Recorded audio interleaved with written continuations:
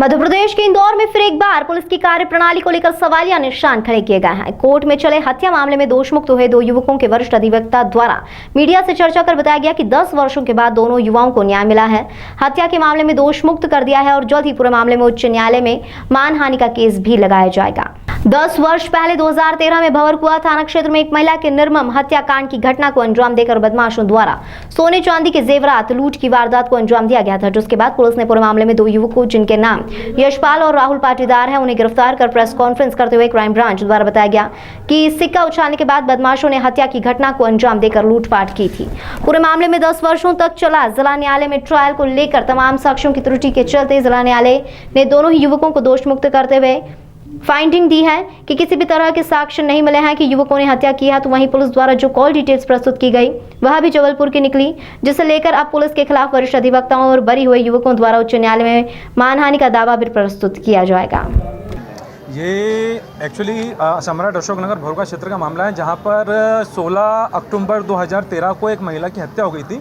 इस murder mystery को तत्कालीन क्राइम ब्रांच और उनके अधिकारियों ने एक सप्ताह में सुलझाने और हत्याकांड का पीछे का पूरी की पूरी कहानी उजागर करने का इन्होंने दावा किया था। इसको लेकर प्रेस कॉन्फ्रेंस करी थी। उस प्रेस कॉन्फ्रेंस पर उन्होंने बोला था कि हमको कॉल डिटेल के आधार पर 2 आरोपीगण पकड़े, जिसमें एक का नाम यशपाल सिंह राठौर है और दूसरे का नाम है राहुल पाटीदार। इन लोगों ने महिला से इनकी दुश्मनी थी और लूट की नीयत से इन्होंने सबसे पहले सिक्का उछाला और सिक्का उछाल के फिर हत्या का दिन नियत करके इनकी हत्या करी। तो उनकी कॉल डिटेल के आधार पर उनके घर से माल जब्त करके हमने इनको गिरफ्तार करा। लगभग 10 साल चली ट्रायल के दौरान हमने जब कई पुलिस की ओर से पूछताछ करी तो उन्होंने पुलिस की कहानी से बारे जाके एक नई कहानी कोर्ट के सामने बताई, जिससे आरोपीगण निर्दोष हुए। जिसमें सबसे प्रमुख ये थी कि पुलिस ने 21 अक्टूबर 2013 को आरोपीगण के घर पर जाकर उनको अरेस्ट करा। उनके घर की पूरी तलाश ली तो आरोपीगण का खून लगा शर्ट कहीं पर भी नहीं मिला।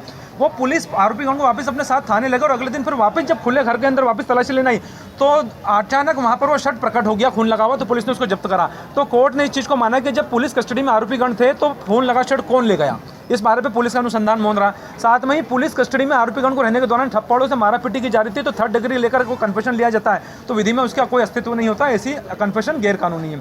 तीसरी चीज़ ये थी कि आरोपीगण की जो कॉल डिटेल थी उस कॉल डिटेल से अलग किसी दूसरे व्यक्ति की जो ग्वालियर जोन की किसी कॉल डिटेल को इन्होंने कोर्ट में पुलिस ने पेश कर दिया। और वह थाने के जो विवेचक महोदय थे TI अशोक तिवारी की इसमें गंभीर लापरवाही सामने आई है कि उन्होंने वास्तविक आरोपी को न पकड़ते हुए इन 2 आरोपियों को जो स्टूडेंट थे, इंजीनियर स्टूडेंट थे, उनको झूठा फंसाया, जिस पर कोर्ट ने ये फाइंडिंग देते हुए कि किसी भी व्यक्ति को पुलिस कस्टडी में 3rd डिग्री देकर या दवा प्रभाव बनाकर अगर कोई कन्फेशन लिया जाता है, उस कन्फेशन के आधार पर कोई जब्ती होती है तो वो संदेहास्पद होकर विश्वसनीय होती है। और दूसरी बात यह कि पुलिस ने एक चाबी का गुच्छा भी जब्त कराता तो कोर्ट ने बोला कि कोई भी आरोपी अगर लूट करता है तो ये स्वाभाविक नहीं है कि वो चाबी गुच्छा अपने साथ लेकर जाए। इन सभी अभिमत के आधार पर पुलिस की पूरी कहानी को कोर्ट ने अप्रमाणित माना और कोर्ट ने उस समय हमने माननीय न्यायालय को भी बताया कि भंवरकुआ थाना साहब निर्दोष आरोपियों को फंसाने का तत्समय आदि था, जिसमें कविता रानी हत्याकांड का भी हमने हवाला दिया था।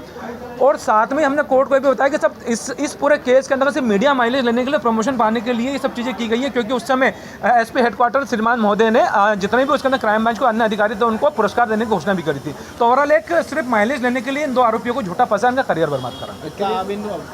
टिप्पणी करी कोर्ट ने पूरे मामले कोर्ट ने इसके अंदर पुलिस के द्वारा जो स्टोरी बनाई थी, जो स्क्रिप्ट बनाई थी, उस स्टोरी को झूठा माना और साथ में माना कि अभियोजन ने अपना मामला संदेह से परे प्रमाणित करने में असफल रहा है। साथ में ही हम अब इसके अंतर्गत चूंकि हाईकोर्ट के अंतर्गत जो 2 आरोपीगण जो शिक्षक आरोपीगण थे, स्टूडेंट थे, ये जेल में रहे, पुलिस के अत्याचार से, मारपीट से ही पुलिस के विटनेस में उसको लेकर हम इसके अंतर्गत लाखों रुपए के मानहानि का दावा और हाईकोर्ट में पिटीशन भी फाइल करने जा रहे हैं। कोर्ट ने मदद करने का आश्वासन दिया। इसमें कोर्ट ने भी वर्तमान में तो साक्ष्यों के अभाव में और दूसरी बात है कि पुलिस की कहानी को संदेहास्पद मान के इनको बरी करा है। अब इसके बाद हमारा तो अगला जो स्टेप है, इस निर्णय के सिरोधार्य रखते हुए आगे हाईकोर्ट में पिटीशन फाइल करेंगे। ये कौन गिरफ्तार थे? इसमें श्रीमान अपर सत्र न्यायाधीश श्रीमान प्रेमपाल सिंह ठाकुर साहब थे। इन्होंने फैसला दिया, लगभग 10 साल चले प्रकरण में उन्होंने ये फैसला दिया है। कितने गवाह पेश किए थे? इसके अंदर टोटल पुलिस ने अपने 17 गवाह पेश करे थे। 17 गवाह पेश करने के दौरान जब TI अशोक तिवारी कोर्ट में प्रश्नोत्तर का हमारे जवाब दे रहे थे तो उन्होंने हमारे सभी प्रश्नोत्तर को स्वीकार करा कि उन्होंने सही वास्तविक अनुसंधान नहीं करा, कई चीज़ों में उनकी खामियां थी। इन सब चीज़ों के आधार पर कोर्ट ने पुलिस के लचर